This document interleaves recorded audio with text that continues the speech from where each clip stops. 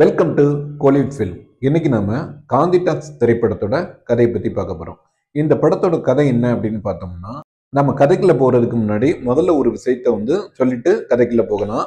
இந்த படம் வசனம் இல்லாத ஒரு மௌன படம். படத்தோட ஆரம்ப காட்சியில ஒருத்தர் வாய்க்கு பிடிச்சிட்டு இருக்காரு. அவர் பார்க்கும் போதெல்லாம் வாய்க்கு பிடிச்சிக்கிட்டே தான் இருக்காரு. அதே சமயம் அரவிந்த் சாமியோட ஆரம்ப கட்ட காட்சியில கோர்ட்ல அவரோட கேஸ் நடந்துகிட்டு இருக்கு. அந்த நேரத்தில் நிறைய பேரோட ஃபோனுக்கு மெசேஜ் போகுது. 1 crore Gandhi, 2 crore Gandhi, 3 crore Gandhi அப்படின்ட்டு அந்த மெசேஜ் ஃபார்வேர்ட் ஆகிட்டு இருக்கு. லஞ்சத்துக்கு கூட காந்தியோட பேரை யூஸ் பண்றாங்க அப்படிங்கிற மாதிரி அந்த காட்சி அமைப்பு அமைச்சிருக்காங்க. படத்தோட கதைன்னு பார்த்தோம்னா பழைய கதை தான். விஜய் சேதுபதி வேலை தேடிக்கிட்டு இருக்காரு. வேலை எவ்வளவு முயற்சி பண்ணியும் கிடைக்கல. இந்த பக்கம் காதலி தனக்காக வெயிட் பண்ணிட்டு இருக்கான். எவ்வளவோ கடின உழைப்போட வேலையை தேடினாலும் வேலை கிடைக்க மாட்டேங்குது. காரணம் லஞ்சம், ஊழல் அப்படிங்கிற மாதிரி சில காட்சிகள் வச்சிருக்காங்க. இன்னொரு பக்கம் பார்த்தோம்னா அரவிந்த் சாமி ஸ்டோரியை கட்டுறாங்க. அவர் ஒரு கட்டுமான தொழிலதிபர். அவரோட பிசினஸ் டவுன் ஆகிட்டு இருக்கிறதுனால மன உளைச்சலுக்கு ஆளாகி அதுல இருந்து மீண்டு வரக்கூடிய வேலையை அவர் தொடர்ந்து முயற்சி பண்ணிக்கிட்டு இருக்காரு. விஜய் சேதுபதிக்கு அவர் நினைச்ச மாதிரி ஒரு நல்ல வேலை கிடைச்சி அவர் காதலியை கைப்பிடிச்சாரா, மட்டும் இல்லாம அரவிந்த் சாமி தன்னோட தொழில மீண்டு வந்தாரா அப்படிங்கிறது தான் இந்த படத்தோட மீதி கதை. கதை அப்படின்னு பார்த்தோம்னா பழைய டெம்ப்ளேட் ஸ்டோரி தான். நம்ம வழக்கம் போல சொல்ற மாதிரி அதை படமாக்கிய விதத்துல தான் அந்த படத்தோட வெற்றி தோல்வி இருக்கு. முதல்ல ஒரு முக்கியமான விஷயத்த நம்ம சொல்லணும் அப்படின்னா, இந்த படம் மௌன படம் அப்படிங்கிறது எந்த அளவுக்கு தன்னோட கருத்தை மக்கள் கிட்ட கொண்டு போய் சேர்க்க முடியும் அப்படிங்கிறது ஒரு கேள்விக்குறியா இருந்தாலும் அதுல முடிஞ்ச அளவு மெனக்கெட்டு வெற்றி பெற்றிருக்கிறார் டைரக்டர் கிஷோர். மியூசிக் பார்த்தோம்னா ஏஆர் ரஹ்மான். இந்த படத்துல ஃபுல்லாவே மியூசிக் மட்டும்தான். வசனம் எந்த இடத்துலயுமே கிடையாது.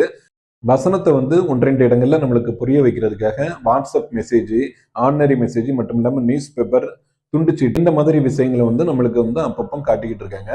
இதுல என்ன ஒரு மைனஸ் பாயிண்ட் அப்படின்னா, அந்த துண்டுச்சீட்டா இருக்கட்டும், எஸ்எம்எஸ் இருக்கட்டும் டக்குன்னு ஸ்கிரீன்ல இருந்து போயிடுது. அது நம்மளுக்கு அண்டர்ஸ்டாண்ட் ஆகுறதுக்கு முன்னாடி அந்த மெசேஜ் போறதுனால அது ஒரு மைனஸ் பாயிண்டா இருக்கு. இதெல்லாம் அந்த காலத்து டெக்னிக். மணிரத்னம் சார் அன்னைக்கே பண்ணிட்டாரு. டைரக்டர் மணிரத்னத்தோட படங்களை பார்த்தீங்கன்னா புரியும். நிறைய இடங்கள்ல வசனம் வராது, காத்து மட்டும்தான் வரும். அதை புரிஞ்சுக்கிறதுக்காக இன்னொரு வாட்டியும் தியேட்டருக்கு போய் படத்தை பார்ப்பாங்க. அதே மாதிரி இந்த படத்தை கூட ஒரு வாட்டி பார்த்தா இன்னும் கொஞ்சம் அண்டர்ஸ்டாண்ட் ஆகும் அப்படிங்கிற சூழ்நிலை தான் படத்துல இருக்கு. அதே சமயத்துல படத்துல காமெடிக்கு அப்படின்னு பார்த்தோம்னா குறைவில்லாம் கிடையாது. விஜய் சேதுபதி எடுத்துக்கிட்டோம்னா தன்னோட வழக்கமான நடிப்பால கலகலப்பா படத்தை கொண்டு போயிட்டு இருக்காரு. மற்றபடி அரவிந்த் சாமி எமோஷனல் சீன்ல அவ்வளவு அழகா நடிச்சிருக்காங்க.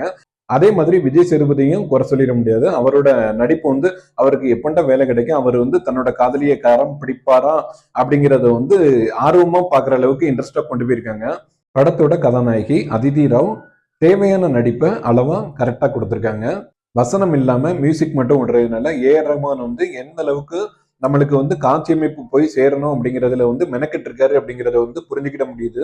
சில இடங்கள்ல 90 கிட்ஸ் விளையாடுற பழைய விளையாட்டுகள், அதாவது வீடியோ கேம்லாம் ஞாபகம் வர்றதை கொஞ்சம் தடுக்க முடியாது. சில இடங்கள்ல வீடியோ கேம் மியூசிக் மாதிரியே படம் நகர்ந்து போயிட்டு இருக்கு. படம் A grade B grade centre கண்டிப்பா ஆக்கிரமிக்கும். அதே சமயத்துல கிராமத்து சைட்ல இந்த படத்துக்கு வரவேற்பு இருக்குமா அப்படிங்கிறது சின்ன கேள்விக்குறி போட்டுக்கலாம்.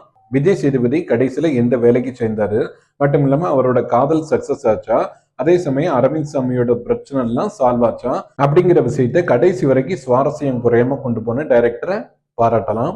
இன்னும் ஒரு ஸ்பெஷல் ஐட்டம் இருக்கு. அது என்ன அப்படின்னா, இந்த திரைப்படம் ஏற்கனவே 2023ஆம் ஆண்டு சர்வதேச இந்திய திரைப்பட விழாவில் இந்த திரைப்படத்தை திரையிட்டு இருக்காங்க.